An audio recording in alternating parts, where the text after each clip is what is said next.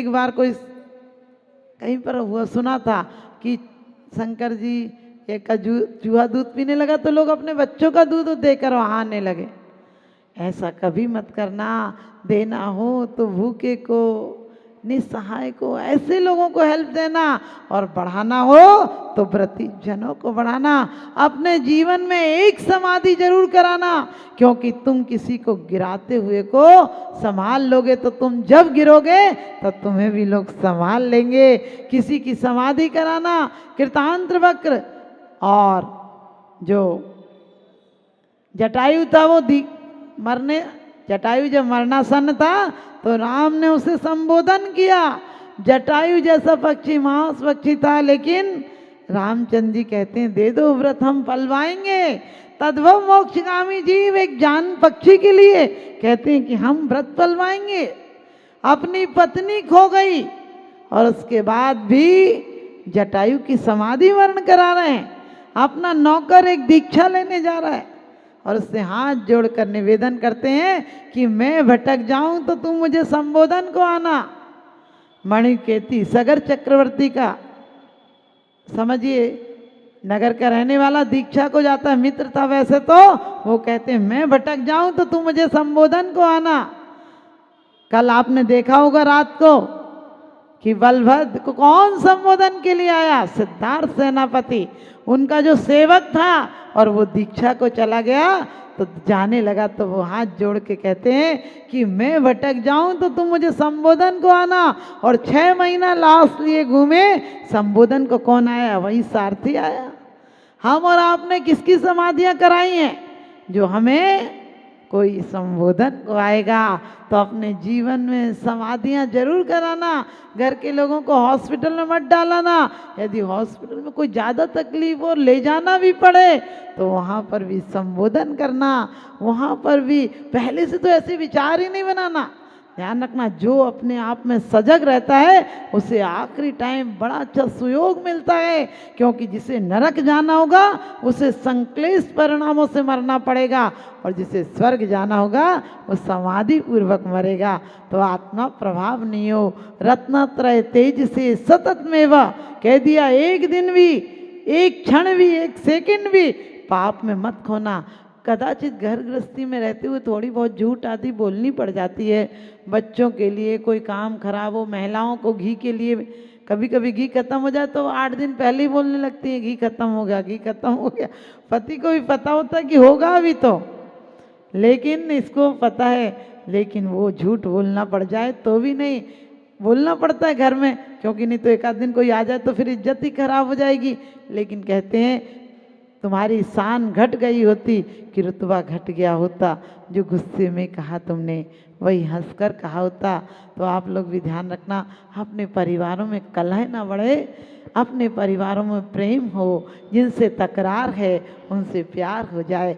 फिर देखना लोग कहते वो बुरा, मन ही नहीं करता उससे बोलने का। मैंने कही पत्थर को हटा कर तो देखो, नीचे सरिता का सरोवर है। इस अहंकार के पत्थर को हटा कर देखो, सबकी दिलों में सरिता है। प्रेम की स्रोत बहा कर देखो, आप सबके जीवन में प्रेम की सरिता बहे। भक्ति की गंगा में आप डुबकी लगाएं और एक दिन आत्मोत्थान के पर्वत को चढ़ जाएं। और सिर्फ इतना ही नहीं, आप भी एक दिन सिद्ध बन जाएं तो सिद्धों की आराधना सार्थक हो जाएगी। हमारी यही आराधना एक दिन भक्ति में, जिन देव दर्शन करन से निज देव दर्शन होते हैं, जो कर्म फल देकर हटें वे क्षीण क्षण में होते हैं, वे क्षीण क्षण में होते हैं। आप सबके कर्म, हमारे कर्म भी नष्ट हों और हम जल्दी से जल्दी सिद्धों की समूह में जाकर बैठें। यही हमारा लक्ष्य, परम लक्ष्य होना चाहिए। इन्हीं शुभ भावनाओं के साथ कहते हैं जब तक श्वास नहीं थक जाए तुम अपना इतिहास बना लो, जब तक आस नहीं थक जाए तुम अपना विश्वास जमा लो। किसे पता है, किसे पता है कफन हमारी आकर के मिट्टी ढक जाए, और जब तक सांस नहीं रुक जाए प्रभु के प्रति कुछ प्यास जगा लो, प्रभु के प्रति विश्वास जगा लो। कौन कहता है, अरे कौन कहता है कि मौत आएगी तो मैं मर जाऊंगी? अरे मौत के साथ तो मैं अपने घर जाऊंगी, मौत के साथ तो मैं अपने घर जाऊंगी। बोलिए आदिनाथ भगवान की। क्रोधस्तया यदि विविधो प्रथमम निरस्तो धास्त तदा मत कितम कल कर्म चोर है प्लोसत्य मुक्त यदि वासी श्रापि लोके नीलत द्रुमाण विपनानी नकीम हिमाने। पार्श्वनाथ भगवान की स्तुति करते हुए आचार्य कहते हैं कि भगवान आपने क्रोध को तो प्रथम में ही नष्ट कर दिया, जब नष्ट कर दिया तो फिर आप कर्म शत्रु को कैसे नष्ट करोगे?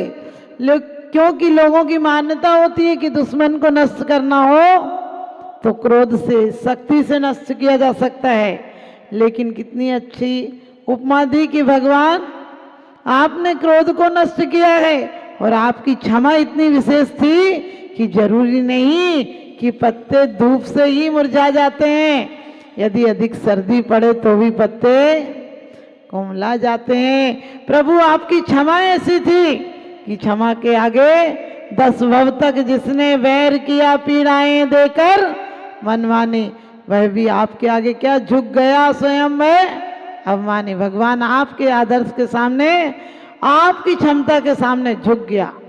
आज आप लोग अर्घ चढ़ाएंगे कि क्रोध मान माया लोभ और संभ्रम समारंभ आरंभ आदि आप रोज माला फेरते हैं।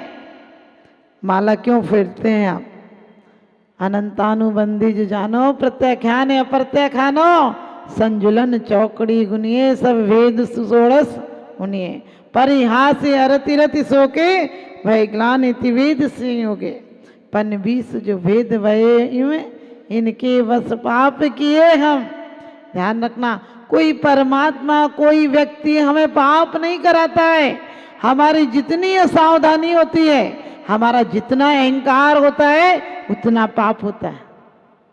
अनंतानवंदी हम कसायों को चाहे तो मंद कर सकते हैं, अनंतानवंदी को अप्रत्याख्यान प्रत्याख्यान और संजुलन भी कर सकते हैं, और चाहे तो जरा सी बात को तिल का ताड़ बना दे, महीनों नहीं बोले। क्योंकि जब हमारे लोग कोई कहते क्रोध कोई दूसरा दिलाता है, अरे दूसरा नहीं दिलाता है, हमारे राग में हमारे अहंकार में जब कोई बाधक बनता है तो हमें क्रोध आता है। और अहंकार की जब पुष्टि होती है, हमारी वस्तुओं की जो चाहते थे, चाहते भी क्या है अपन? चाहते भी निकृष्ट हैं, चाहते उत्कृष्ट नहीं है। हमेशा क्या चाहोगे? कुछ प्राप्त करना, किसी पर अधिकार करना, किसी पर अधिकार कर ले, क्योंकि पति पत्नी पर, पत्नी पति पर, माँ बेटे पर, सब कोई एक सरकार, एक चपरासी से लेकर अफसर तक सब एक दूसरे के अधिकार करने में लगे हैं। सब लोग तो कहते हैं कि काम करना चाहिए, ईमानदारी से काम करना चाहिए, क्योंकि जब तक सत्ता में नहीं आते या जब तक सत्ता हाथ में नहीं आती तब तक सब लोग आदर्श दिखते हैं, लेकिन सत्ता हाथ में आते ही सबके उसूल बदल जाते हैं, सब भूल जाते हैं। जो स्वतंत्रता के पहले जो बड़े अच्छे नेता थे, खादी पहनते थे, सत्ता हिंसा की बात करते थे, वही नेता जब सत्ता में आ गए तो अपनी हुकूमत चलाने लगे। आपने देखा होगा जब सत्ता में दूसरा विपक्ष पार्टी होती है तो हमेशा कहती है कि आंदोलन नहीं करना चाहिए, अनशन नहीं करना चाहिए, चक्का जाम नहीं करना चाहिए, विरोध नहीं करना चाहिए। सबसे क्या होता है? काम करो समाज में, मतलब समाज का सरकार में। लेकिन आपने देखा होगा जैसे ही आते हैं वैसे ही आप लोग, लेकिन क्यों? कि वो सत्ता राजनीति है, वो ये धर्म नीति है। धर्म नीति किसी का हाथ पकड़ के चलना सिखाती है और राजनीति किसी चलते को गिराना सिखाती है। आप लोग कहते हैं भगवान तुम्हारी पदवी और कुछ नहीं चाहिए। भक्त कहता है भगवान निज पद दीजिए मोए, सब जीवन के सुख बड़े आनंद मंगल होए। मैं अकेला अपना हित नहीं चाहता हूं। भगवान क्या कहता हूं कि ऐसी दुनिया में शांति हो कि समय पर वर्षा हो, दुर्भिक्ष ना हो, अकाल ना हो, प्रजा शांति से रहे और राजा न्यायवान हो। एक सिर्फ जैन शासन में इतनी विशाल भावना है कि सबका हित हो, लेकिन कभी विचार करना चाकू हत्या का काम नहीं करते हैं। हमारी मनोभावनाएं हित और अहित करती हैं, क्योंकि लब्धात्म रचना भगवान आपने जो क्षमा प्राप्त की है, आपकी क्षमा उस ऑपरेशन की तरह है जो कि अनावश्यक को निकालकर फेंक देता है, और रागियों की हेल्प कहो वो भी इस तरह से कि जिस प्रकार से कोई आटा, मछली को फंसाना हो तो क्या करते हो, कांटे में आटा डाल देते हो, वो कांटा है आटा नहीं है, आटे कोई खिलाना चाहेगा क्या। इसी प्रकार से रागी तुम्हें कहते हैं कि हम अब तुम्हारा साथ देंगे, लेकिन कोई साथ नहीं देता है। आदमी का जिस्म क्या है, जिस पे सैदा है जहां, आदमी का जिस्म क्या है, जिस पे सैदा है जहां, और एक मिट्टी की इमारत, एक मामूली मकान, खून इसमें गारा है और ईंट इसमें हड्डियां और चंद सांसों पर टिका है एक हमामी नूर, जहां मौत की झकझोर आंधी जिस दिन भी टकराएगी, दम की दम से यही इमारत टूट कर गिर जाएगी, दम की दम से यही इमारत टूट कर गिर जाएगी। हमने सुना है कि बीज राख फल भोग वे, जो किसान जगमाई, त्यों चक्री नृप सुख करे, धर्म विसार नहीं।